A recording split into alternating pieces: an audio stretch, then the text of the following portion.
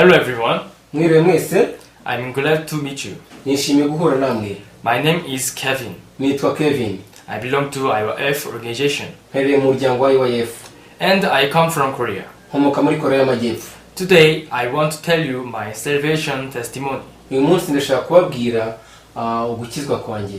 I was living without the word of Bible and faith. Nabagaho nta jambo rya Bibiliya nta no kwizera. So I would play with my friends with drinking and smoking. Nahoranaga n'inshuti zanjye twikinira, twinywera inzoga ndetse twinywera itabi. At the time, my parents always said to me, "Son, you shouldn't live like that." Buri munsi ababyeyi bakambwira ati, "Muhungu wacu, ntugomba kubaho muri ubu buzima." However, I didn't want to listen to them. Ariko uko biri kose ntabwo nashaka kubumva. Because of pressure of parents. Kubera igitutu cy'ababyeyi banshyiragaho. I ran out of my house. Byabaye ngombwa ko mva mu rugo ndigendera. I was feeling that it is so funny. Numvaga binejeje. I'm so happy. Numvaga nishimye. I want to live as I want. Ndashaka kwibera uko nshaka. After 1 week, I had some troubles with my friends due to the money. Natangiye kujyana ikibazo n'inshuti zanjye migendanye n'amafaranga. At the time, I was in the middle school. Icyo gihe nari ndi mu ishuri rya segonderi. So even though I wanted to do something, nubwo nashaka gukora ikintu, I was short of money. Nari mfite ikibazo cy'amafaranga. That's why I had to borrow money from my friends. Niyo mpamvu nagomba gutunga amafaranga nyagujije inshuti zanjye. After a few days, ariko hashize iminsi mike, I decided to go back my house. Natekereje ko nasubira mu rugo iwacu. When I returned to my house, ubwo nasubiraga mu rugo iwacu, my parents were very happy. Ababyeyi barishimye cyane. "Oh my son, muhungu wacu, you came back. Uragarutse. Welcome back home." Urakaza neza mu rugo. I was asking myself why they are welcome me.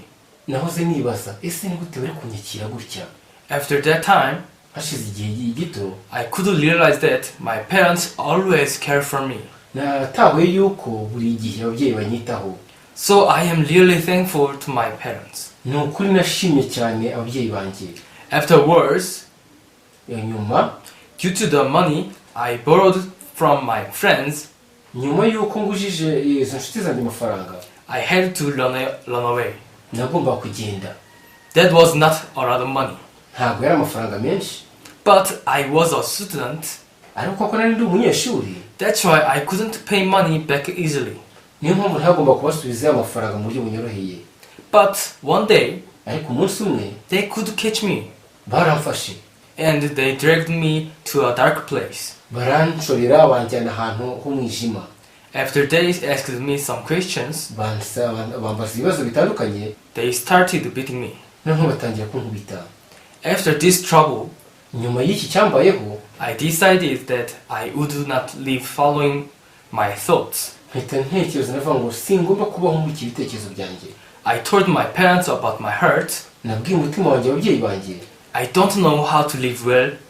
Nabwiye sinzi uburyo nabaho neza. But I don't want to live as I did. Ariko sinshaka kumeza kubaho nkuko nabagaho mbere. And they said, barambwira, "Son, muhungu wacu, if you receive salvation, niwakira agakiza, you don't need to worry about that. Ntagomba kugira impungenge y'ibyo. Because God always helps the righteous." Kubera ko buri munsi Imana ifasha abakiranutsi. Receive salvation, my son. Akira agakiza muhungu wanjye. After the conversation with my parents, nyuma y'ikiganiro nagiranye n'ababyeyi, I wanted to receive salvation so much. Nashatse kwakira agakiza cyane. Actually, I was born in the Christian's family. Ubusanzwe mvuka mu muryango wa Gikristo. So I had to go to the church. Nakundaga kujya mu itorero. But I wasn't interested in the word of God at all. Ariko ugasanga ijambo ry'Imana ritanshimishije na busa. Because I lived following my thoughts. Kwako nabaga nkurikira ibitekerezo byanjye. However, ariko biri, after talking with my parents, maze kuvugana n'ababyeyi banjye, I want you to receive salvation so much. Nashatse kwakira agakiza cyane. A few days later, hashize iminsi mike, I could meet a church brother's family in the cafe with my friends. Twahuriye n'umuryango umwe wa bene data, duhuriye ahantu twanyweraga ikawa. The brother told me that he wants to tell me about salvation. mwene data arambwira ati ndashaka kubwira ibigendanye n'agakiza. And he showed me the book of Hebrews chapter 10 verse 17. Yanyeretse umurongo umwe wo mu gitabo cy'Abaheburayo igice cya 10 umurongo wa 17. And asked me what the Bible says. Arambaza ngo ese birivuga iki? God will remember your sins no more. Imana ntizigera yibuka ibyaha byawe ukundi. Right? Sibyo? It is because our sins were washed perfectly by the blood of Jesus. Kubera ko ibyaha byacu byogejwe n'amaraso ya Yesu Kristo. Do you believe this? Ese birabyizeye? Can you believe this? Ushobora kubyizera ibi? When I heard of Hebrews chapter 10 verse 17, ubwo nayumvaga Abaheburayo 10:17, it entered my heart so I could believe byose byinjiye mu mutima wanjye in it automatically. Ako kanya ndabyizera. So my life changed perfectly.